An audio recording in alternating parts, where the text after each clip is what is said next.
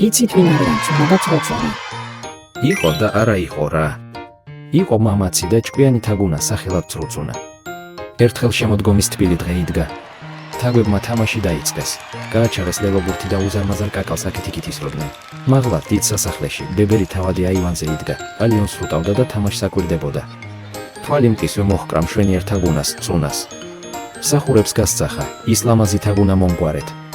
მინდორზე კი მამაცმა წრუწუნამ ყველას აჯობა. კაკალს მოეჭიდა და ლელო გაიტანა. რუწუნამ კაკალი წუნას მიართვა. შემდეგ მდინარის პირას, ძველ წისქვილთან, წუნა და წრუწუნა მარტო დარჩნენ. წრუწუნა სიყვარულში გამოუთხდა და წუნას ხელით ხოვა. ისიც დათანხმდა. გაიმართა ქორწილი.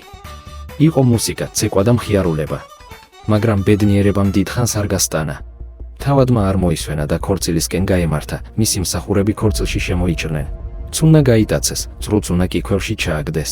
წრუწუნას მალე გაახსენდა თავისი ძველი მეგობარი, ძლევამოსილი მჭედელი ფიცხელა ქალაქიდან. ქალაქში გაიქცა და ფიცხელას სთხოვა დახმარება. ფიცხელამ წრუწუნას უთხრა, ჩემი თავი მოგიკვდეს, თუ შენი საცოლე ხვალვე არ ჩაგაბარო. წრუწუნა და ფიცხელა თავიანთი რაზმით სასახლეში შეიჭრნენ. დაუნდობელი ბრძოლა გაჩაღდა.